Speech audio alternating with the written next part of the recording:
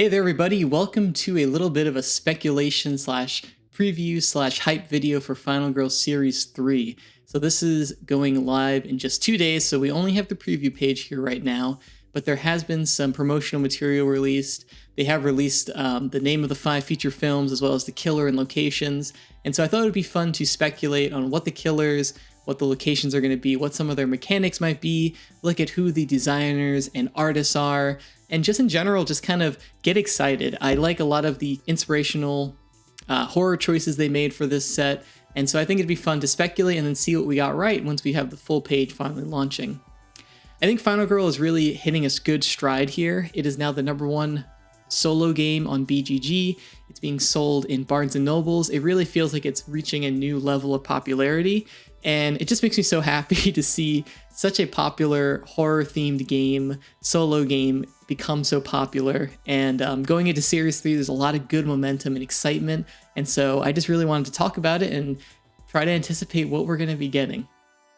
And so primarily what we're going to use here is the little teaser trailer that they released that kind of gives us flashes of the Final Girls as well as the killers' locations.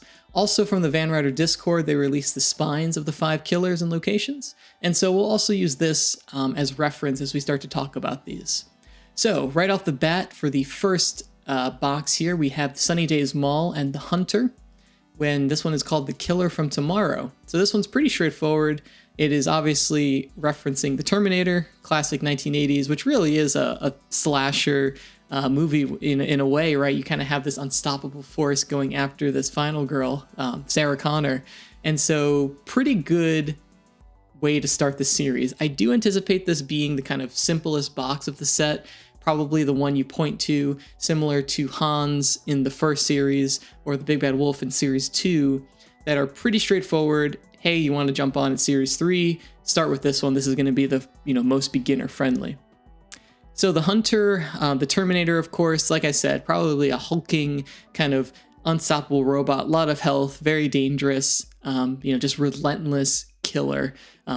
I think that's pretty cool. I think they can do a lot of cool things with the kind of robotic aspect of it, that kind of like modifications. Obviously in the later movies, that like shape-shifting is a big part of the Terminator, and so I wonder if they'll play on that much, but this seems more grounded in like the first Terminator movie, I suspect. Sunny Days Mall. Now, I think the location is what I'm way more excited for with this set here. I think having a mall location is very, very nice to have. We can finally recreate Dawn of the Dead with the Terror from the Grave set, and I hope that they play on Chopping Mall. Chopping Mall is this really goofy B movie from the 80s about these like killer security robots in a mall, and they trap people, and it's just really goofy and campy, but also very entertaining. And so I hope that it's a little bit of a tongue-in-cheek take on the mall here. I think that would be a cool mix with the Terminator, and also very cool to mix with other killers. I think the mall is great. Looking at our Final Girls here, obviously we have our kind of camo hat wearing, very much Sarah Connor inspired character. This one I don't know. I'm not super familiar with like the deep lore of the Terminator. This one doesn't look like it's reminding me of anyone specific from the movies, but I'm glad they kind of have your Sarah Connor-esque character here. All right, moving on here. Okay, so this is probably the horror franchise or property that I think people have been clamoring to have adapted the most. And of course, this is Clive Barker's Hellraiser series. We'll look at the spine here, titled Hell to Pay, with Razorface as the killer and Hellscape as the location. So of course, Razorface is very much your kind of Cenobite-inspired killer. I do really appreciate that they didn't just go for a Pinhead clone. And funnily enough, this really reminds me of this obscure Cenobite from Hellraiser 3 called like CD Head or something. And you can see he kind of has like these CDs that look like razors going into the side of his head. And that really kind of looks like this, right? He's obviously not as goofy and way more menacing looking. But if someone on the Van Ryder team suggested using CD as the Cenobite inspiration for the Hell to Pay box, I really, really respect it. And I'm glad they kind of went a little bit deeper there for it. So again, I think it's going to be a great killer. The location Hellscape is pretty, I don't know, that's pretty generic. You see the box here. you kind of see like a burning down city. So I don't know if it's going to be like a hellish hellscape. I guess it's very self-explanatory, but if it's going to be in hell or just like a city that's like really torn down and is like very hellish. So I'm excited. I don't really know what to expect from that one, but if it is just straight up hell, pretty versatile location to drag killers down. I did want to point out one thing here. So they also released the feature film titles along with their designers and artists here. And so for The Killer from Tomorrow, Evan Derrick, Tyler Johnson, classic duo. They've done a lot of the boxes in Series 1 and Series 2. That is another reason I think that this is going to be a very just solid by the numbers Final Girl box designed to really bring people on board. Also, Terminator is extraordinarily popular. If someone sees that, recognizes it, that might be the first box they go for. And so I think that's why this is going to be a solid entry-level good box. Hell to Pay is interesting. This is obviously a very big property. Hellraiser is very popular. It's very anticipated. So it was interesting to see a new designer brought on board here, Ryan Jajorian here, and Roland McDonald. I think they have done art for a couple other boxes. I think maybe like the Dr. Fright box. But Ryan Jajorian is new to the lineup of designers for Final Girl. And so because of that, I think that Razorface is not going to be your standard, run down their health killer. I think this is going to be the second killer after the Poltergeist, where we're going to see an alternate win condition. If you recall from the Poltergeist, you had to find the teddy bear, and then you could banish the spirit. Obviously, a big part of the Hellraiser series is the Lament configuration box that summons them and can also seal them away. And so I'm almost certain that that's going to be a mechanic to beat them some way. If not the only way to beat them, it's going to be, pretty pivotal to fighting him. And so I think that having a new designer, have a new fresh take, especially if it's going to be a killer that is not going to be your standard, beat 'em up kind of killer, I think that's really interesting. So I think I'm very excited to see how they adapt this. I think it's a tough job, but again, I think that when they kind of go this different direction and do interesting things, I think can really pay off. The Poltergeist has really grown on me, despite being extraordinarily difficult. Is one of my favorite boxes to revisit because it's not that, okay, I got to gear up, I got to fight the killer. It kind of challenges you to play in a different way, and so I hope that the Hell to Pay box does that. So this next one, this is probably my most anticipated one, and I'll tell you why. Here we go. This is Falconwood with the Slayer as the killer, the Falconwood Files. This box has quite a bit going for it in my book. Right off the bat, you can see that the art here, there's a guest artist for this, Vincent Dutrait. He is a very prolific board game artist. I really like his style. I think that his take on the Final Girls here is absolutely gorgeous. I love the kind of 80s over-the-top neon style on the left, and then the kind of punk rock style on the right. I think those both look absolutely awesome. I think the killer looks really good. This kind of almost like Ghostbustery ectoplasm ghost kind of thing. Obviously, the Slayer is in that very much Stranger Things neon font, so it's probably going to play on that. Maybe we have like an upside down, inverse world kind of thing. Maybe it's like a Mind Flayer type thing with the Slayer being the title. But it doesn't look like anything particularly from Stranger Things. Maybe a little bit like the Vecna thing from the third season, but not super Stranger Things. So I like that there's a cool twist on this. And of course, the location of Falconwood playing on Hawkins from Stranger Things. I like the town settings in Final Girl. I think the only one we kind of get like that is the Dr. Fright Maple Street location where you're kind of hopping in all the houses. So hopefully Falconwood has that kind of small town vibe. It's very good and versatile. And maybe they'll do, again, I think there might be like an upside down kind of vibe or twist to it. I really would expect that, especially with all the Stranger Things influence here. But again, it feels grounded in that Stranger Things influence, but also looks different. It doesn't look like they're just copying like, characters or the killer or anything. I'm really, really excited. Between the art, the designer here for this one is Mike Martins, and he designed, I think, what has become my favorite Series 2 box, which is Knock at the Door. Knock at the Door, which is with the 3 killers in the cottage. It also introduced the crafting system, which is really, really fun. I think the 3 killer is a very hard thing to pull off, but it really is fun without being like super challenging or difficult.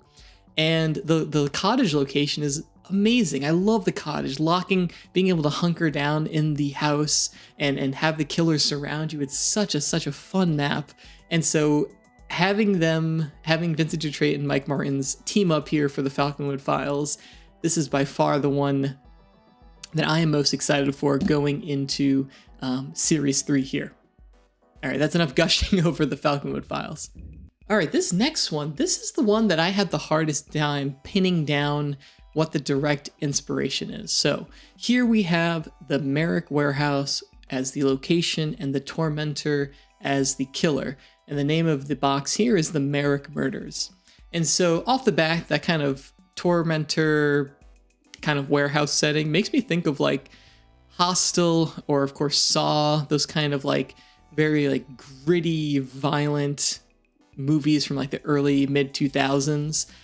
The warehouse setting in particular gives me Saw vibes. The killer, I don't know, I don't recognize that mask in particular. But yeah, I think the biggest thing I was getting is maybe Hostel, something like that. Getting kidnapped and like this tormentor person coming after you. But yeah, this one feels like the most original. If someone recognizes that mask or knows what this is playing at, better than I'm picking up on, please let me know in the comments. I'm curious.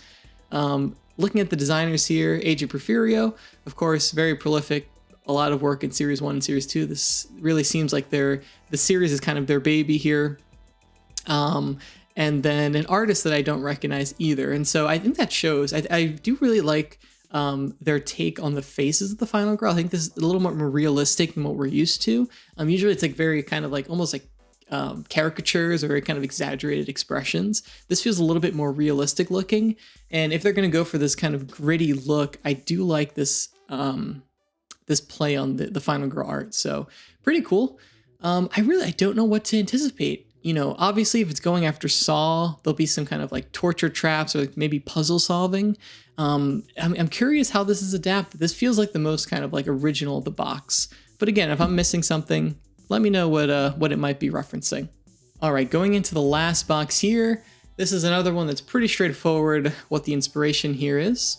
So we have Don't Make a Sound with the Eyeless as the killer and Utopia as the location. So of course, this is very much playing on A Quiet Place, the kind of blind killer that is very sensitive to sound.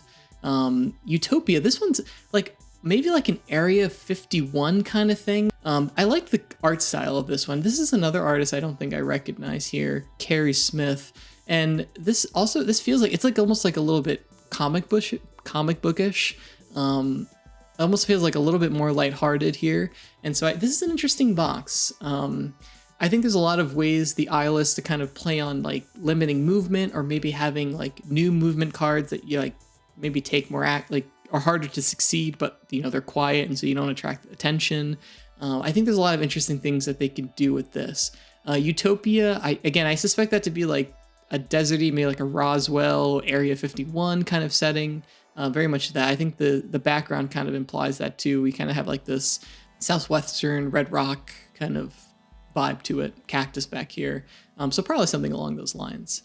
So yeah, I think this will be another very popular box. It looks a bit less scary, honestly, than a lot of the other boxes. So I think and Quiet Place is massively popular. So I think this will be an attractive box.